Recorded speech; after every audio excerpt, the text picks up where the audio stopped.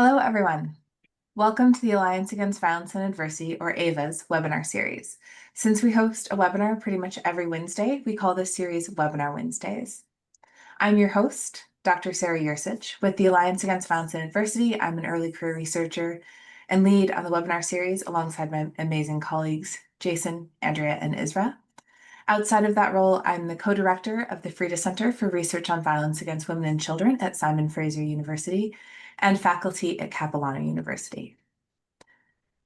Before I begin, I want to acknowledge that on a national level, we encourage all Canadians and visitors to Canada to learn about the Indigenous people of the lands on which they live, work, or visit, and become engaged allies together. We, as Canadians, in the spirit of truth and reconciliation, respect the self-determination of First Nations, Métis, and Inuit peoples, and their rights and responsibilities in cultures, languages, and the pursuit of wellness. Before I introduce our speaker, I'll just share a couple of procedural things.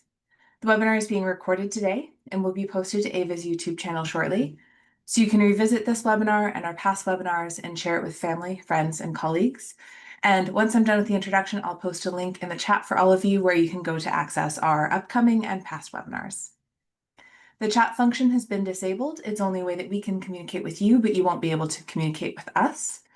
But throughout the presentation, if you run into tech issues, you can use the Zoom Q&A to post any questions. But if questions come up for you that you would like to ask our presenter, then you're more than welcome to use actually the Q&A function or the question function on Menti, because that will be the platform we're using today. Without further ado, the focus of today's webinar is Foundations of 2SLGBTQIA Inclusivity. We are joined by Keitu Malatsi from QMUNITY in Vancouver, British Columbia. Keitu is the education coordinator at QMUNITY. For over 10 years, community's education specialists and facilitators have helped organizations and community members build safer, inclusive environments, supporting folks as they develop their understanding, language, and skills to better support 2S LGBTQIA+ folks in their lives. Through publications, multimedia materials, one-on-one consultations, and interactive workshops, community's education specialists help individuals, families, businesses, schools, and service providers to identify and avoid discriminatory behaviors and to explore the complexity, fluidity, and potential of sexual and gender diversity. Keitu, thank you so much for joining us today. I've very much been looking forward to your presentation, and I'll hand it over to you. Thank you for having me. Welcome, everyone. I will get us going on our presentation for today. As was said, my name is Keitu. My pronouns are she, her, and just going to get us going on our material for today. So I want to acknowledge that community and the work that we do takes place on the unceded traditional ancestral territories of the Musqueam, Squamish, and Tsleil-Waututh nations in what is colonially known as Vancouver, but we are a provincial-wide organization in BC. I feel very fortunate to be doing this work on these lands and know that colonization continues to disproportionately affect queer, trans, and two-spirit people on these lands, and really hoping that our work today and all the learning that folks will continue to do outside of this webinar will all lead us towards a more sustainable and connected future that is safer for 2S LGBTQIA+ people. I'll briefly go over some community agreements for folks, because with any interaction, it's important to remember these things, but I'm just going to highlight two for today. So one is assuming best intent. I ask that you assume best intent of me, but also of anything that comes up. This is a space of learning, so please don't be afraid to ask the questions that you need to ask. Don't get caught up in trying to use the correct language. I'd rather folks ask the questions that they need to ask rather than getting into things that limit them from asking those questions, because I will always be assuming best intent. And also, we're just going to be respectful of each other's opinions. So we're not going to yuck each other's yums. We're going to be respectful of the different perspectives and contexts we come from, because that informs how we learn. In terms of what we're going to go through today, some of the things are going to be quite quick, but you will be able to see this information if you need to go through things again. But I'll give us a brief introduction into QMUNITY, who we are, what we do, what our work entails. Then I'll go into terminology and identities and look at how we think about language and how that evolves. We'll do a bit of a pronouns 101. Then we'll talk about intersectionality and think about frameworks to think about when supporting queer people, and then close off our conversation, our learning today with allyship and advocacy in practice. So that's about what we'll go through. But what I'm going to encourage folks to do now is to actually go onto our Menti. So this is a way for folks to either see the slides and keep up on your own device if that's more accessible for you. But also this is where we will be taking questions as well. So you can either scan the QR code or you can go to menti.com and input the code that you see on the screen. You should, if you're good to go, have a screen with a green arrow that shows you that you're good to go. Once we get to other slides, you'll also see that there's a little speech bubble at the bottom of every page on Menti. So that's where you can submit your anonymous questions. Folks can view other people's questions. So if you like a question that somebody has asked, you can like it, and that will move questions up the ladder of questions. And we can see the ones that are most popular and make sure we get to those questions first. Okay, so a quick introduction to QMUNITY, who we are, what we do. We've been around for about 45 years, so we're one of the older organizations in Canada doing this work. We are a resource center. Whilst our offices might be based in Vancouver, our services span across the province. So we have everything from youth programming to seniors and older adults programming. We have about 15 active peer groups at the moment, which are all volunteer run. We do our education program. Our information and referrals team is a group of volunteers that run our front desk, where folks can call for all inquiries that they have around their lives or supporting their loved ones. And then we have a pretty robust volunteering program. And then our counseling program is actually also our oldest program. So that's some of what we do. But what I'm going to actually highlight for us today is our legal clinic. So these are our legal services. We launched this January, and it's been a very exciting time for Q. It's the first clinic of its kind in BC. At least to my knowledge, we offer free and low barrier legal services for 2SLGBTQIA+ people in BC. We do have some areas of focus. So we generally focus on housing, employment, family law, and human rights. So if you are handling evictions or need supports with housing issues, legal housing issues, that's something we can support folks with, supporting with workplace discrimination and knowing your rights. Anything around family law, supporting youth, supporting families, navigating violence, and then things around human rights as well, and advocating at the highest levels of government where we can. So that is the scope of the work of our clinic. It is pretty new, but it's really doing incredible work, and we feel quite proud of what we are able to do and being able to know that this work is being done now. We offer in-person services Monday to Friday for people, and we can also support people virtually to some extent as well, depending on your case. We'll do everything from legal advice all the way to representation as well. Another thing that's part of our legal clinic is our trans ID clinic, which we've been running for a few years prior to having our legal clinic. And it's a drop-in, but also appointment-based space where people will come in and we can give them notarial support, as well as helping with documents and application forms for either doing a legal name change or a legal gender designation change. It can be a pretty complex process for folks to navigate, and our clinic has been running for quite a few years. So we have 3 sessions that run per month for folks. 1 is a drop-in session, 2 are by appointment, and we generally are able to help quite a bit of folks in the province go through these processes that can be a bit pedantic. Folks are able to book an appointment online. You will get the link with these slides, but also you can go on QMUNITY's website under Trans ID Clinic. You'll find a very easy way to book an appointment if you would like to go through the process of changing your name legally. But let's get into terminology and really get into how we understand 2SLGBTQIA+ inclusivity. Language is a big part of it. Language is very important. It's how we identify ourselves. It's how we can be united as people, but it can also be something that is used as weapons against folks. So we really, really want to be sure to keep up with language and know how it evolves, but also allow ourselves the grace to learn and to know that things are also always changing. So I'm going to start us here, which is the acronym 2SLGBTQIA+.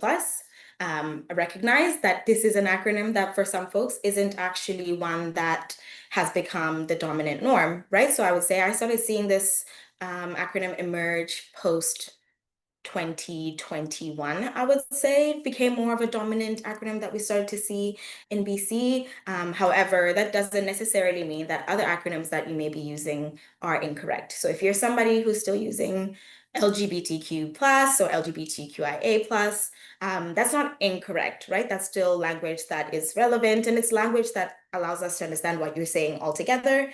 We use this acronym because it's the most representative of our work, but also it grounds us in what we do, right? But that's because we are a queer organization, so we want to make sure our language reflects that. With that said, though, you're not all going to be doing this kind of work, and so I want folks to really give themselves room to not panic if you don't know all the language, or rather if you've never seen this acronym, because language is constantly changing. When I first moved to Canada, because I'm not from here, I would say the dominant terminology was LGBTQ plus or LGBTQIA plus.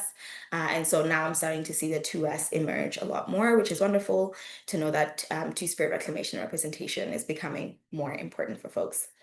There's also context that matters with language. So if you are someone also who's not Canadian or not based in Canada, you may have realized that there's some terminology that is basically for folks based in North America. So for example, Two-Spirit is a North American term, which means using this acronym in other parts of the world may not actually work because of the different context of that world. And so it makes sense if you are still using other language because of the different contexts that you come from. And there's also language that's used in different spaces. So we hear the term SOGI in curriculums in schools, and we may hear gender diverse and all kinds of terms. And a big thing for folks to remember is that at Qmunity, we do also believe that allies can use queer in good faith. So you will hear me say queer throughout this session. I mean queer as an umbrella term to include 2SLGBTQIA+. They are the same thing, or I'm using them in the same way. You may meet folks who are uncomfortable with the use of the term queer. If that happens, please be respectful and don't use that language to describe that person, because it was a slur. And so for a lot of people, it does have derogatory connotations associated with it. But there's also been lots of reclamations, which is why we also believe that allies can use queer in good faith. But getting us into some language, the big thing we're going to talk about today, or the big thing I would hope folks reflect on, is gender and this idea of gender and what it is. And there's really two different ways for us to consider gender and think about what gender is. So I'm going to start us off at gender as an internal thing. So gender as a feeling that everybody is experiencing. Everybody has a feeling of what their gender is like, and a self-determined identity, right? So it's quite as simple as it sounds. So it's a matter of like, how do I know my gender? How do I feel like, right? It's like, what do I feel like I am? Do I feel like I'm a woman? Do I feel like I don't resonate with the gender binary? And we all actually do have an internal feeling or process around what our gender is like for ourselves.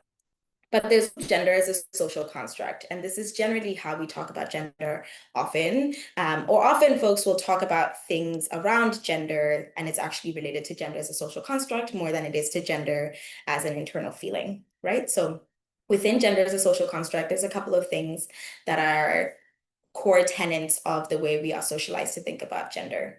And it's very contextual as well to where you are, the time and place that you live.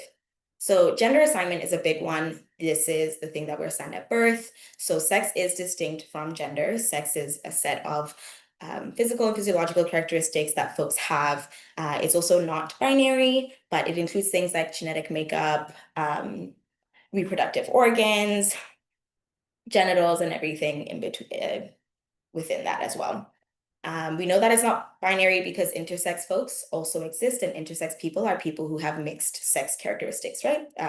Gender, on the other hand, is separate from sex, but often folks will conflate them to be the same thing. But in the same way we're assigned sex at birth, so when somebody's born, somebody will say, this is a boy or a girl.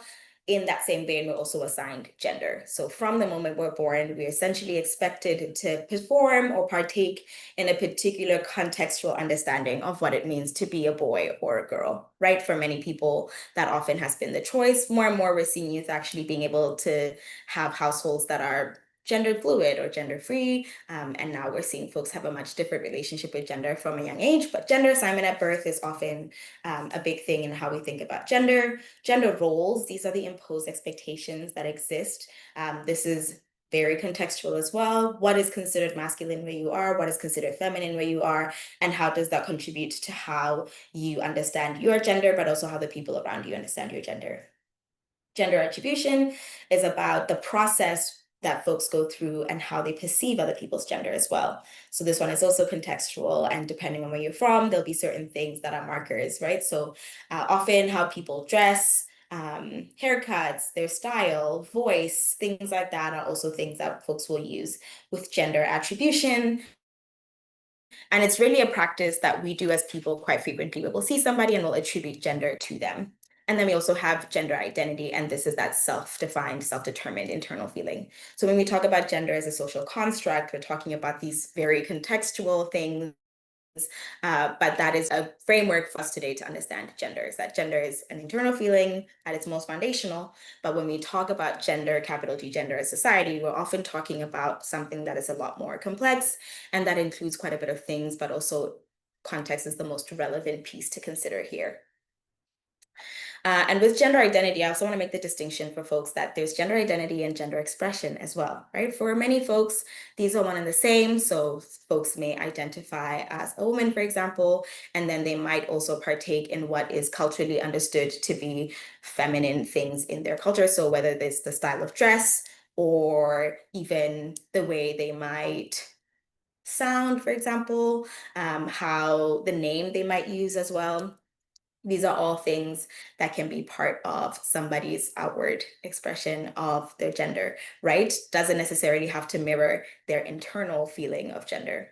So gender identity, internal, gender expression is outward, and it's around our relationship to the world. So drag is a good way to think about what this means in context, is that a drag performer is often performing gender, is often quite distinct from the gender expression that they're performing when they're in drag, right? So we can say somebody can identify, somebody could be a man, but then in drag, they're performing womanness or womanhood, but that doesn't mean that their gender identity is that they're a woman, right? That isn't always true for folks. So that's also a distinction that's important for folks to note, is that for a lot of people, how they present and how they express their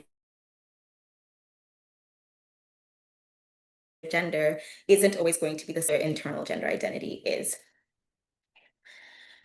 An important term to move us along as well, on some identities for folks to keep in mind. We'll start with Two-Spirit. So Two-Spirit is an umbrella term that was coined in 1990. Comes from the Ojibwe word that means to spirit through visions, right? And so many folks you may have heard describe Two-Spirit as having both a male and a female spirit. That can be true for some nations, but it's not true for all nations. It's just a framework that tends to be quite dominant in how people talk about Two-Spirit identities, but I want it to be clear that that's not a framework for all nations. Some nations had as many as up to 12 genders that they recognize prior to colonialism, right? And so Two-Spirit people have existed in very, very gender diverse frameworks for time immemorial. Pre-colonialism, Two-Spirit people are highly respected in their communities. Many were medicine workers and healers and counselors, storytellers, and play a really crucial role in terms of connection to ceremony, and have very particular roles as well in terms of what they do in their particular nations where they come from. So that's one thing to consider with Two-Spirit, because we're going to talk about a different term that folks may use who are Indigenous, but Two-Spirit has quite a specific cultural and ceremonial responsibility connected to it. Not all people who are Indigenous and gender diverse or sexually diverse will identify as Two-Spirit, and primarily because of this ceremonial and cultural connection as well, which is why there's also the term indigiqueer. So indigiqueer is a term that came about in 2004. So it came about a few years later than Two-Spirit, but it's also an umbrella term that is really meant to honor and celebrate the ways in which folks' romantic and sexual attraction is really intrinsically linked to their gender identity, which is also related to their indigeneity. So you'll see folks describe themselves as indigiqueer if they're Indigenous and queer, really to show that these parts of their identities are quite intrinsically linked and they cannot be separated. And indigiqueer, unlike Two-Spirit, doesn't have the same kind of ceremonial or cultural notions related to it. But Two-Spirit is considered part of the wider indigiqueer community as well. We also have non-binary. So non-binary is really around the rejection of an assumed gender binary. So it's an umbrella term, and when we use it, we can either be talking about it as this idea of deviating from understandings of gender that are based on a binary, but it can also be used as an identifier where somebody identifies as non-binary. That may mean that their gender identity is one that is based on the rejection of a gender binary. What that looks like in practice is really different for every single person. So for some folks, they still feel connected somewhat to things that we understand to be gendered, whether they feel more that their gender is fluid or along a spectrum, that they move along quite frequently and constantly in their lives. For some people, it's about existing outside of a binary altogether. And so there's a lot of things that we can consider as part of a non-binary experience that folks can use. And folks can hold multiple identities at once, right? So somebody could be two-spirit and non-binary and trans, and these are other terms that we'll talk about as well.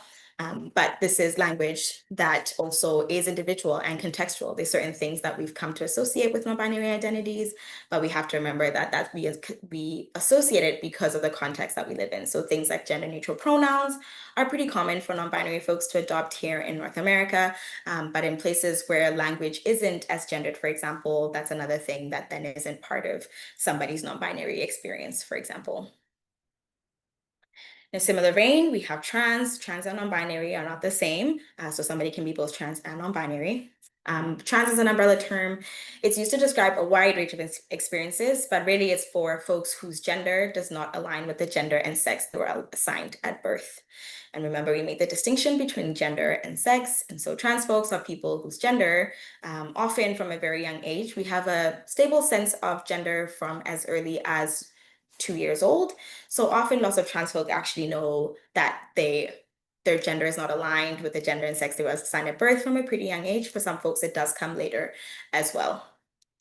Being trans is something that can only be determined for someone by themselves. It's self-determined. We don't get to decide for folks that they're trans. And it also doesn't depend on external criteria, although these external criteria are life-saving and life-affirming for most trans folk. And also other folks who aren't necessarily trans may also do and definitely partake in elements that we've considered to be external criteria for transness, for example. And we'll talk about what that is and what some of those things are, but being trans isn't dependent on those, because the reality is not everyone wants to do some of the things that we associate with external criteria for transitioning or being trans, and not everyone is able to access them as well. But these external criteria are what we call transitioning. So transitioning is the processes that folks go through to change their gender expression and their bodies so they better align with their gender. Right? So there's many different ways folks can do this, and there's generally two umbrellas we can think of. So under the medical umbrella, we have medical and surgical. So this is quite straightforward. These are anything that folks have to go to a clinic or a doctor to complete. So if you need to go get your hormones, you have to go get a prescription. If you need to do surgery, it can be anything from facial feminization surgery or breast augmentation, and a lot of things fall into that realm. This is all part of medical transition. Then we also have social transition, and that's the other side of transitioning. And this is just about everything that doesn't fall under medical and surgical would be in social, because everything else would really impact somebody's relationship to the social world around them, right? So things like names and pronouns and hairstyles, and even how people are in relationship, right? Like the type of terminology you might use to describe yourself might change. So maybe you might no longer be a lesbian and you might be something else, right? So there's also other language that changes, and that's also part of social transition. With transitioning and with supporting any gender diverse folks in your lives that you may know, just remember that there isn't necessarily a right or complete way for folks to transition. And often we just need to be extending a lot of generosity and openness to folks as they're on their journeys, right? We tend to think of things as being pretty linear. So once somebody comes out, we expect them to kind of go through a series of particular things. And then we're like, these are what we associate with folks who are trans, but that is not everybody's universal experience. And also gender is not that linear, right? So just be mindful not to impose expectations onto queer people when you're considering around like how to support them and what you think the trans queer and trans people around you might need. it's actually more openness and taking the lead from them and meeting folks where they are. And ultimately, to kind of round off how we think about the language that we're using and grounding us in some terminology so we're all in the same place, I really want folks to understand that there's a lot of different ways that we can talk about gender. Really, the only wrong way is thinking that there's two genders. That's really the only wrong framework to work within, right? So thinking that it's only man or woman. For many people, even folks who identify as men or women, gender isn't that fixed. It's more like a gradient. There's lots of things, both culturally and contextually, that you might resonate with and feel connected to that aren't ascribed to your gender, right? So there's lots of things that might be considered culturally masculine that lots of femme presenting and femme people will associate with, so women as well, right? But for a lot of people also, it moves quite a bit. It's more like a gradient, like the image we see on the screen, right? So this is from the Trevor Project, and it can show that some people can be closer to the white, where there's really a disconnect from a feeling of gender, and you're agender and genderless, or for other people, there's really these like different places to live and these different areas of the spectrum where many of us might actually find resonance in terms of how we think about gender.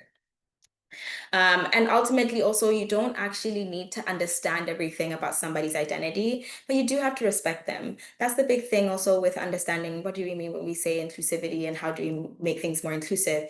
It's really sometimes about acknowledging that there'll be things you don't know, things you may not understand, but that it is your responsibility, regardless of that, to extend respect and dignity to people and give them the same amount of freedoms and rights that you would everybody if you don't necessarily understand their identity. Okay, I'm gonna get us going to pronouns 101. We are going to go on to the Menti. So I'm gonna ask folks to fill in this activity really quickly. And I see there's some folks in the Menti, so I'll give folks a few seconds to fill it in. But what do you think is more correct, or what do you see more often? We have preferred pronouns or affirmed pronouns. And there's generally something that folks associate with these. So I'll give folks a few more seconds.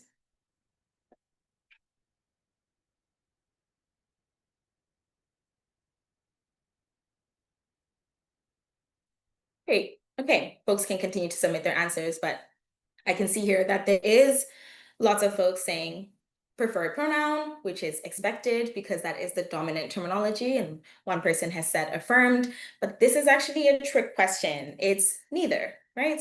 So just drop everything.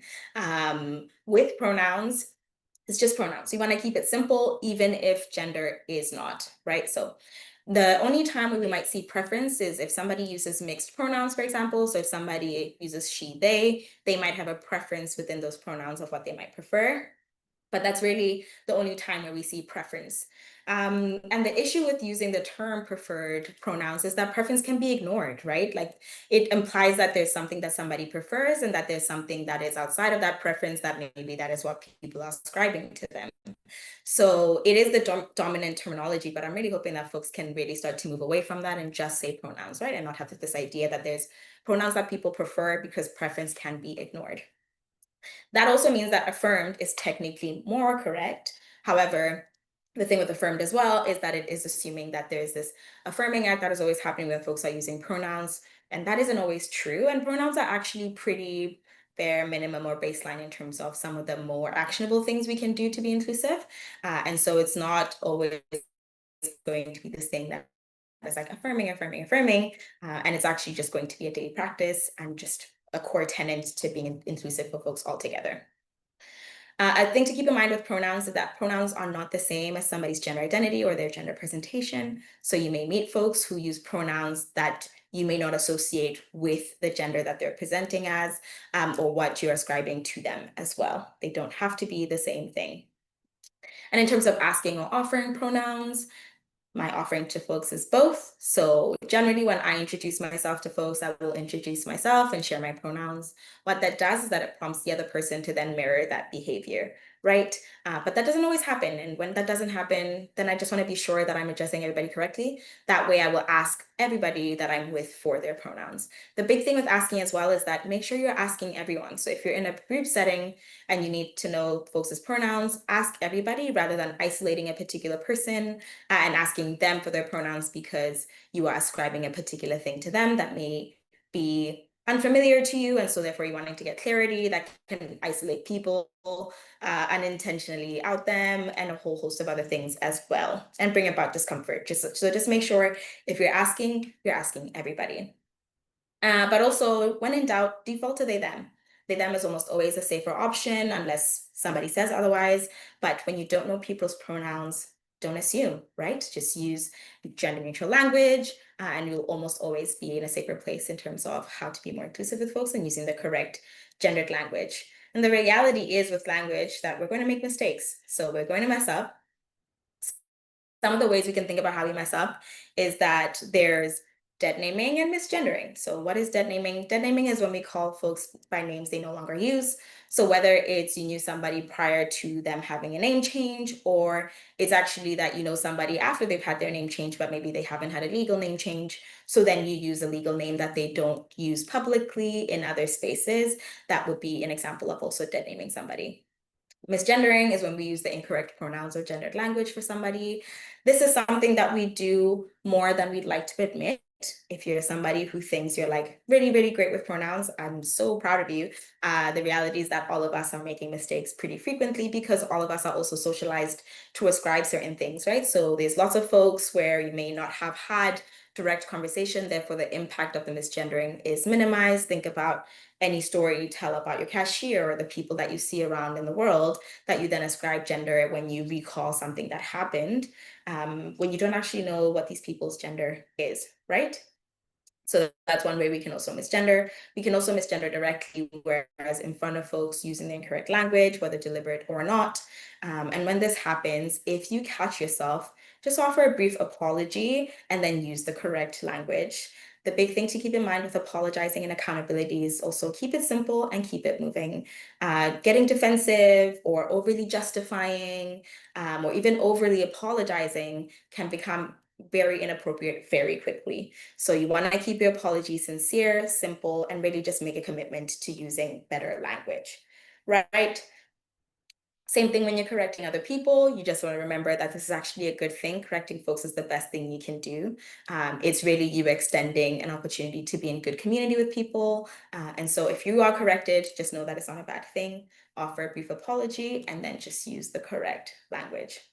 And when you're correcting others, just remember to be compassionate where you can. With that said, it can be difficult because there's a lot that goes on in the world, and maybe this is the 100th time somebody's being misgendered in a day, and so it's hard to actually be compassionate and kind. But people are less likely to improve if they feel attacked. So try and be compassionate. And with that said, though, I realize that folks are not owed kindness. So if you have harmed somebody or misgendered or dead named them and their feedback is given in a way that's a little bit harsher, you should still keep your apology simple and keep it moving and just be sincere. Okay, let's quickly talk about intersectionality. Intersectionality is a term that many folks may be familiar with. However, lots of folks actually use it incorrectly. So a lot of folks talk about intersectionality as holding multiple identities or the multiple identities that somebody might have. But actually, intersectionality is not primarily about identity. It's really about how the identities that we have, what is their relationship, what is the context, and what is their relationship to vulnerability and power, right? So we all have identities that are complex and overlapping, and parts of our identities that cannot be unlinked from each other. That means we all have a unique experience and combination of both privilege and benefit, but also oppression and exclusion and marginalization. Intersectionality examines how the structures that we live in reinforce and create vulnerability for folks depending on their identities. So it's really about these identities, how they compound to amplify the ways in which folks can be marginalized, but also to create distinct risks. And how can we think about this in practice? We can think about the pervasive structures and systems of belief that keep queer people in a place of systemic marginalization, right? So we have heteronormativity. Heteronormativity is this assumed norm that everyone is a heterosexual until proven otherwise, right? So it's the way we will assume that essentially everyone is straight, and that is what creates the notion of somebody having to come out, for example. It's kind of somebody announcing to the world that they're deviating from the norm, right? This is a direct product of a heteronormative society. There's also other things like how we think about marriage, how people think about parenting, family, dating. All of it is based around this heteronormative pervasive system, right? These are systems of norms that are dominant systems in Western culture. We also have cisnormativity, and this is the assumption that folks are cisgender, meaning that their gender aligns with the gender and sex they were assigned at birth until otherwise. Everybody who falls outside of a norm then becomes considered abnormal. And once that happens, two strange things happen where it places folks in a place of that systemic marginalization because now they are a minority group, they're deviating from a norm, and that can be punitive, right? We know that there's places where being queer can actually lead to punishment, or deviating from a norm can be punitive. And there's also a hypervisibility that also happens because of this deviating from the norm. So it's the same way now that we'll see a hyperfixation on speaking about trans people and transness, to the point where folks might think that the world or North America has millions upon millions upon millions of trans people, which is not true. In Canada alone, trans people make up less than 2% of the population, right? But they're hyper-visibilized because of this deviation from the norm, because of these pervasive structures that we live in, which then make them even more vulnerable because when they're hyper-visible, but they're also deviating from a norm, therefore they're experiencing punitive measures of marginalization, that hyper-visibility and marginalization create very distinct risks for. We can also look at transmisogyny. This is a combination of cisnormativity, transphobia, misogyny, and for Black women, it can also be misogynoir. And that's a unique type of discrimination that's faced by trans women, right? So this experience of vulnerability that trans women have is distinct from even any other group in the 2SLGBTQIA+ umbrella, right? It's quite distinct, and they experience it because of various systems of beliefs that put trans women in a way where they're deviating from several norms, therefore there's several ways they're being punished and experiencing vulnerability. All of this is also compounded if someone is racialized or if somebody is low income or street entrenched. That really impacts then their relationship to vulnerability. And when I'm talking about vulnerability, I'm really talking about people's proximity and the ways in which their proximity to unjust things, right? Proximity to less opportunity, proximity to more policing, and proximity to all these adverse things that exist when folks deviate from what is considered the norm. So that is what intersectionality asks of us. It asks us to consider the context. What are the institutions? What are the structures? What are the laws? What are the policies that play a particular role in the marginalization of certain groups of people, right? And so when you're talking about adopting an intersectional lens, I really hope that folks can understand that it's not just about people have different identities. And so that's great. It's really about understanding that people have different identities, but that means that there are distinct risks that folks have. And some people will, depending on the context, have a much closer relationship to vulnerability, which means that they will have more complex needs and that support should look and feel and be more complex for those folks as well and more robust. And while intersectionality is this kind of systemic framework that allows us to look at systems and structures, we can also use the same principles to look at interpersonal harm and the ways in which queer people experience harm in everyday settings. So microaggressions are an example of how we can do this. So microaggressions are these everyday snubs and comments that people will make towards queer people and also other folks, other marginalized groups. In real life, they don't often feel micro and they happen quite frequently. They really impact folks' experience of belonging, inclusion, and safety. A good metaphor to use here is the death by 1,000 cuts. It's that one comment may be unsettling, but repeated comments and actions over a period of time can really show to folks that their everyday life is not particularly inclusive or accepting or even tolerant of their identity.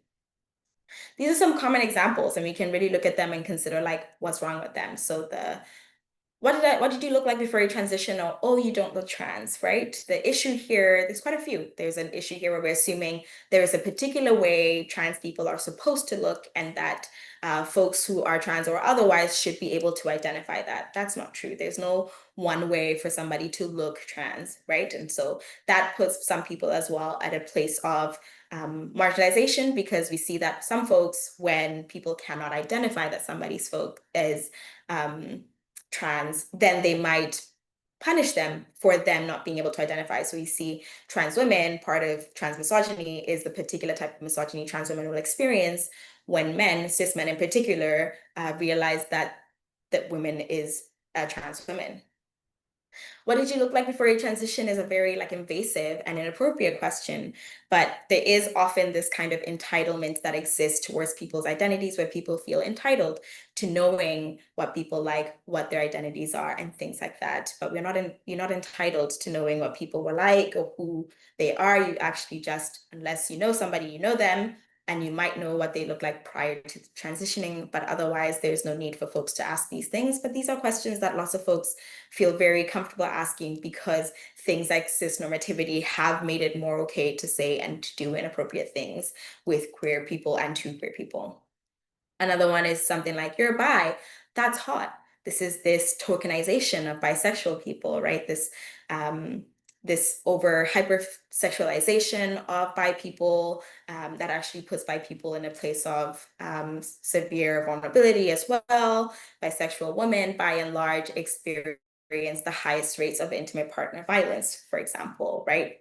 So they have a very particular relationship with vulnerability, and we can see kind of how having an intersectional lens or using intersectional principles in this interpersonal circumstance can really then show us the ways in which we've normalized things that actually place queer people in a place of systemic marginalization. It's not a good thing for bi people to move around in the world and for folks to hypersexualize them and to tokenize them and to fetishize them. What's your real name? Another invasive, inappropriate question, but also makes this distinction that there's a real name and a fake name, or it can create a binary for folks where there's this idea that when folks have had a name change, that there's a name that they have that is somehow more, and that's not actually the case at all. The way we respond to microaggressions is microinvalidations.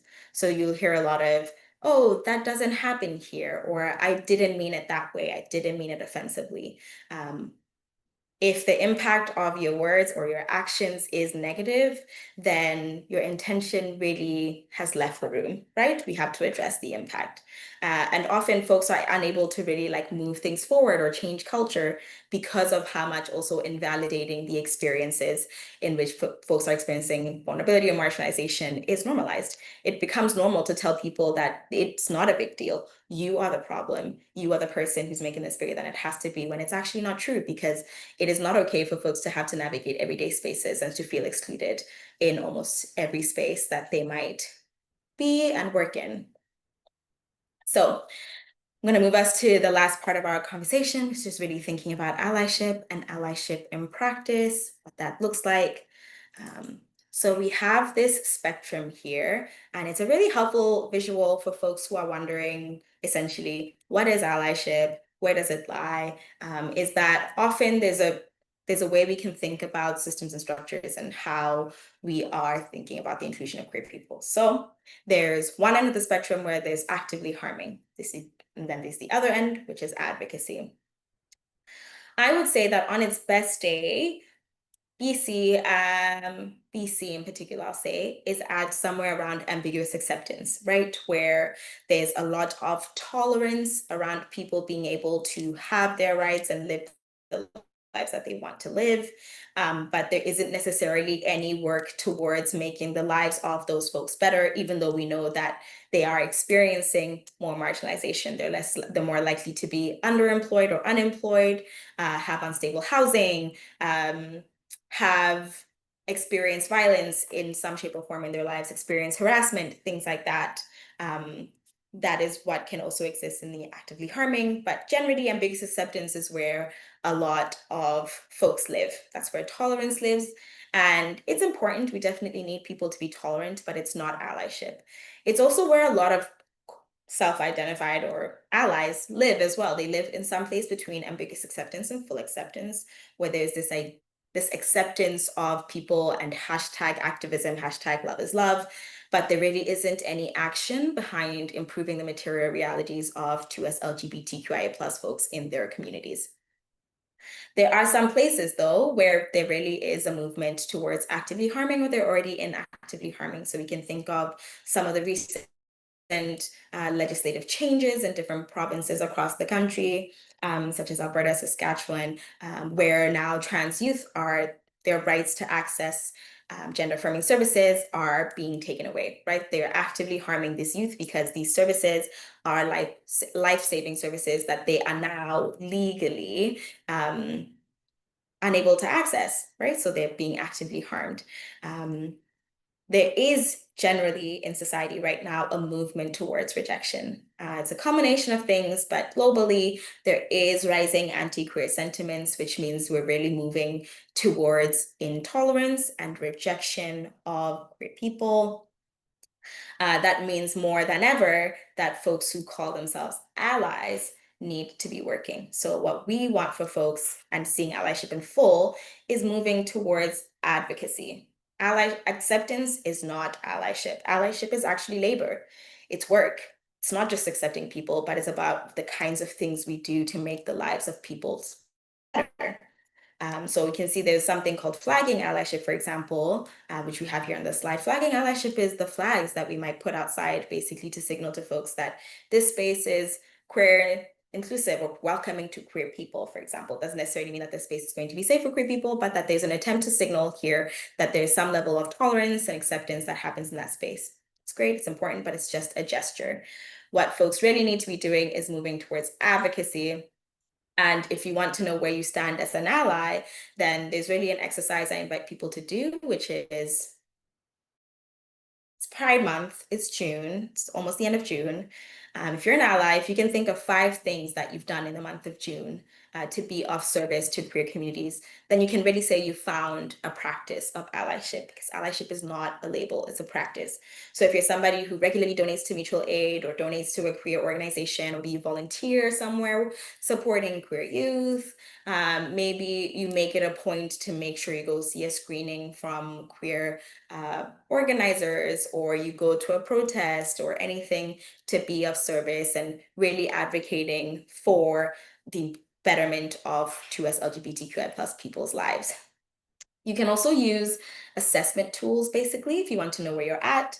Give yourself a little grade, know where to start, how to move forward, how to make your spaces more affirming, more inclusive, assess your ongoing practices. What are the policies at your work? Does insurance include trans people? Does your language around paternal leave include gender diverse families? What is the representation in your office? Who's represented? Are they able to be represented outwardly? Are people not disclosing for fear of harassment or violence? What is the culture in the different spaces that you're in? Is it okay for people to make snide comments and even compliments or thinly veiled compliments that are accepted as normal behavior, when these are actually things that contribute to systems of belief that marginalize queer people, right? And the big thing to do for allies is just never stop. You never stop learning and you never stop advocating. That is the big thing that folks do. You just have to find a sustainable way to be in a practice of allyship. And there's a couple things you can do. These are just a few suggestions for folks, but you can attend events for and by queer people, especially protests. Please go to protests, obviously be safe, but it's really important that folks can protest and show up for queer communities in times of need. Distributing queer resources in the different spaces that you're in. Often resource places will be well-resourced with things, and they might not even consider that they're actually just heteronormative and cisnormative resources, but consider, oh, we want to do a workshop on financial literacy. Maybe it's actually worth splitting up this workshop to do it with folks who are from different groups who can then speak to particular unique experiences, where you might have financial literacy for immigrants and financial literacy for 2SLGBTQI+ folks, because these groups will have different relationships with financial literacy. but also proximity to any kind of financial hardship is going to be different, but higher or compounded depending on the identities that folks hold. You can also use universal design. This is for everything from washrooms to forms, all the different ways you can make your work, your life, your schooling, the places that you're in more inclusive and more accessible for folks. You can support queer media and share queer media, and you can also just continue to unpack your learning, right? It's not supposed to be easy, but it really is worth the learning.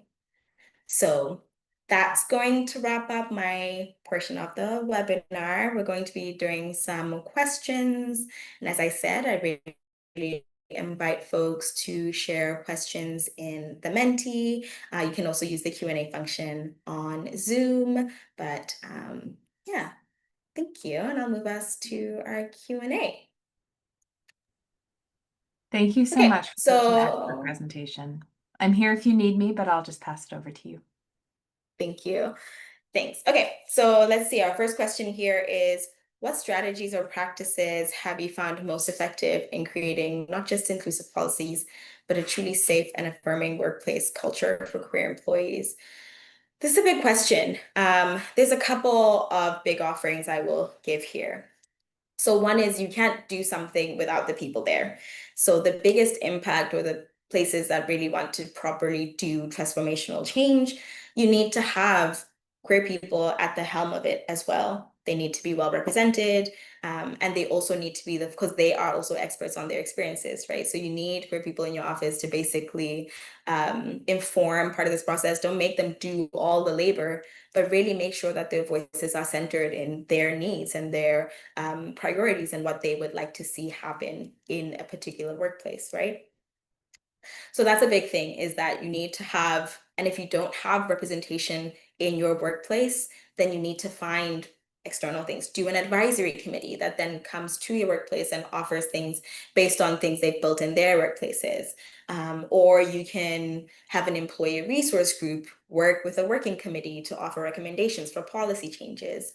Also look at what other folks are doing in places where people are very happy in their work environments, where they are queer in work environments, what is safe and affirming for them.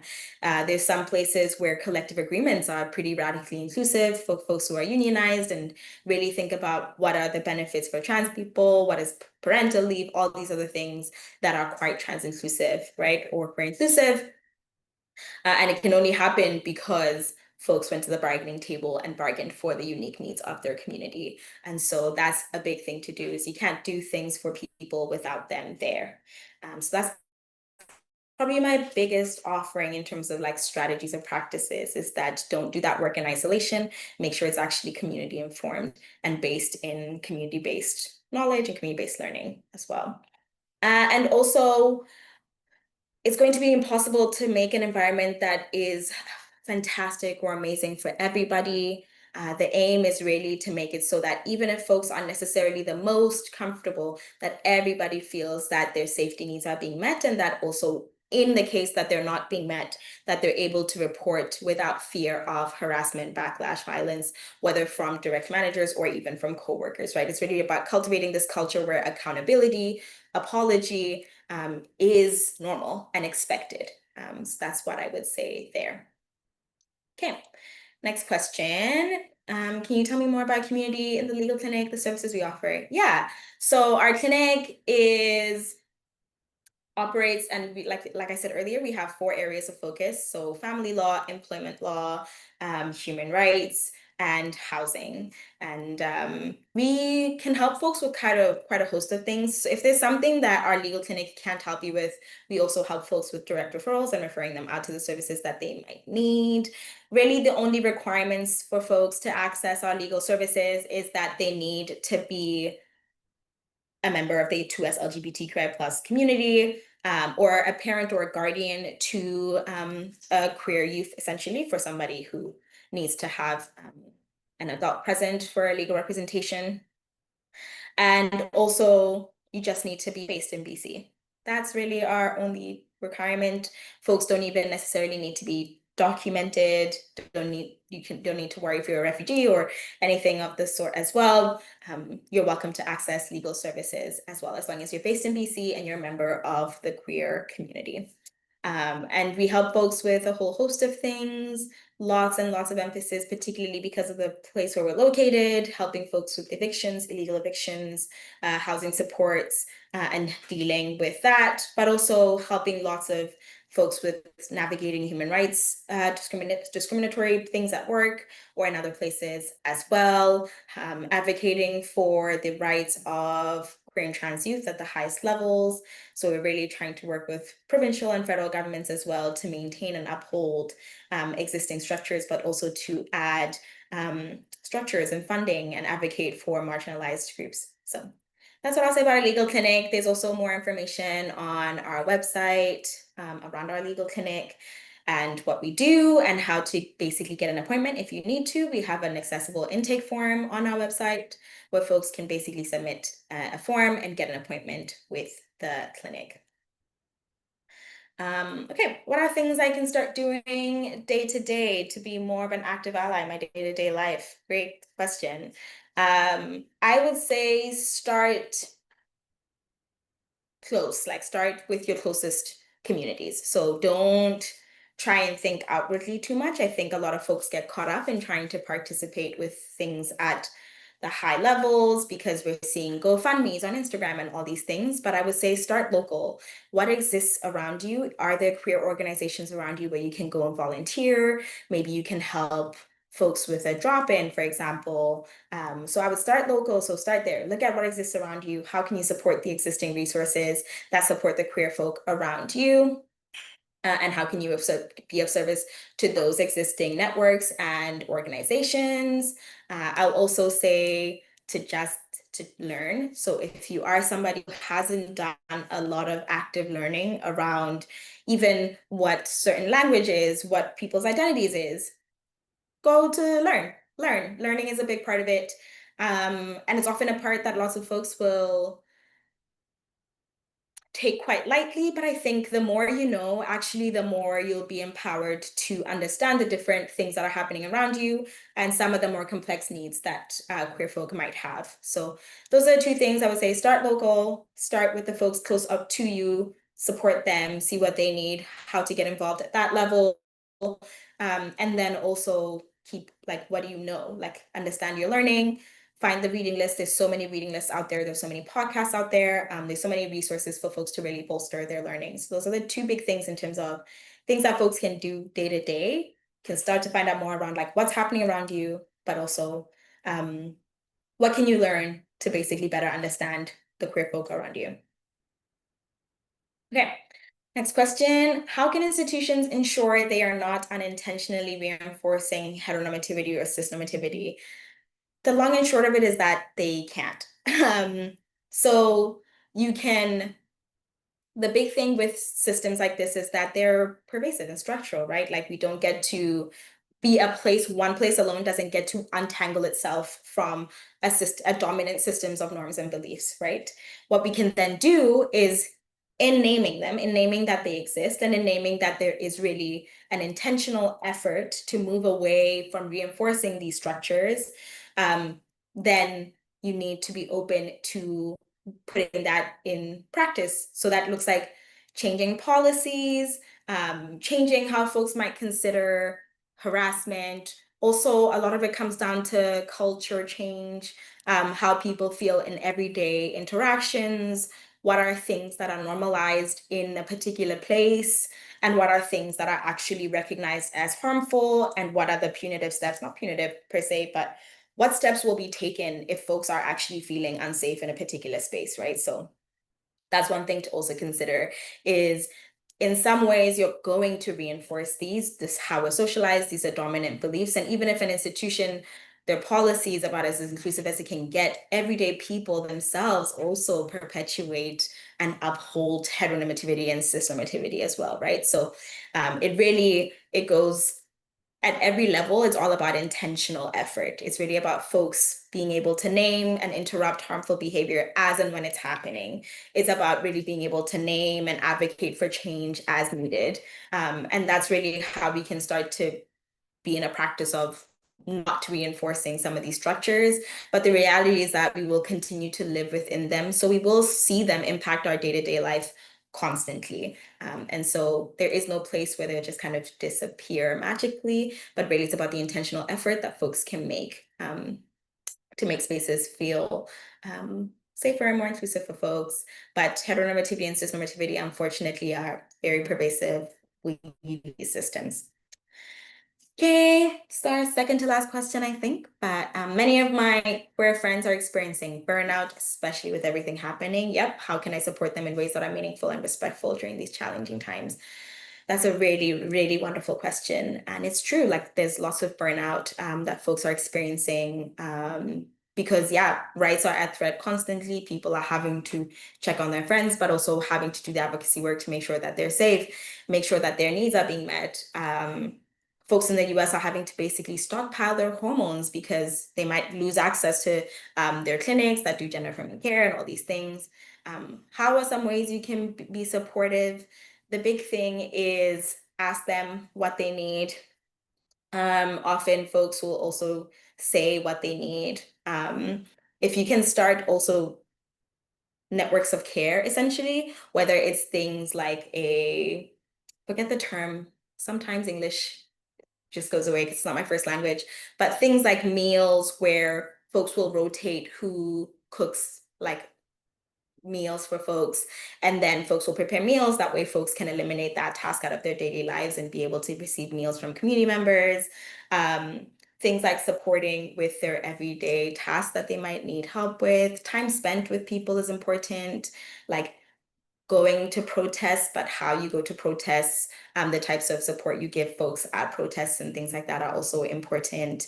But really it's about alleviating the stressors that they might be experiencing, because there's lots they won't be able to control. But if there's things you can actually help them in their life that make their everyday life a little bit easier, then it might build up their capacity to do other things, whether it's activism things or advocacy things, or whether it's also just rest, allowing people to rest, because that is the thing ultimately that's going to help folks from burnout, is being able to rest. This also means mutual aid. Like if folks need to leave their employer, build community mutual aid funds where people can essentially take some leave from work and access a fund as needed. These are some of the more ambitious projects that folks can participate in as well. But the big thing is ask the people around you what they need. Some things are easier than others, but also have a network. Lots of this work can't be done by one person. So if you are somebody who's not burnt out, queer or otherwise, because queer people should also be allies to our communities, if you're somebody who's not experiencing burnout, if you're somebody with more capacity, then it is your responsibility to start taking on more labor and doing more work to help folks. Okay, and our last question. I shared my name and pronouns with my colleagues recently, but they keep using my dead name and pronouns. How can I approach this? I'm struggling to get them to hear me. Okay, a couple of things here. So once you've told folks your name, your pronouns, and they continue to use names and pronouns or gendered language that you no longer go by, the first thing I would do is, especially if you've had ongoing conversations, is have conversations at a high level with your employer. So if you're finding that this is an issue from everything with coworkers, but also managers and leadership, it's worth having a conversation with the folks who support with human resources in your office. Like, this is my legal right? Your employer is legally obligated to make a work environment that is safe for you and free of hostility or harassment. Things like this constitute harassment, right? Like once you've shared your name and your pronouns with folks and they insist on misgendering you and dead naming you, that strips people of dignity, that strips people of respect. It can be dysphoric, humiliating, a whole host of things, and that can really, really deeply impact somebody's ability to be safe at work, feel included.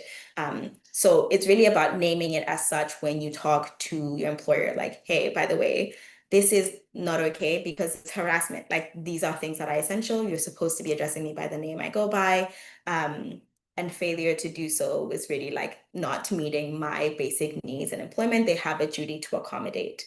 Worst case scenario with this, if it continues You can file a human rights complaint. It can take a long time, but this is something where people are actually violating your rights and making your work environment hostile for you.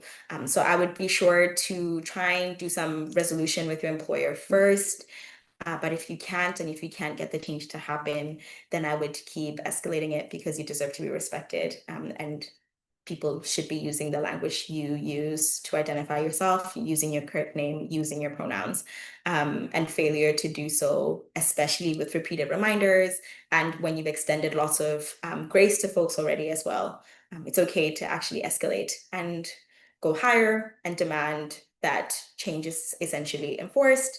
And if it isn't, then you have a way of holding your employer accountable, right? So that leaves that for questions. I will actually stop sharing my screen for a while and see. Sarah, are there any other questions that came up from the Zoom? No, nothing else got posted, but I did just want to say on behalf of myself and Ava, thank you for taking this time to share your wisdom, your experience with us. It's been such an informative and thoughtful presentation in the Q&A as well. So thank you very much. Thank you for having me. And thank you for folks for their questions as well. There were some really, really great questions in here. And I hope folks will find a practice and a way to go back into their life and integrate some change and learning. Absolutely. Thank you so much. Now, if you could stick around for just a little bit, I know we have a podcast booked with you, but if the participants can go ahead, or the attendees can go ahead and head out, that would be great. Thank you so much, everyone, and thank you very much.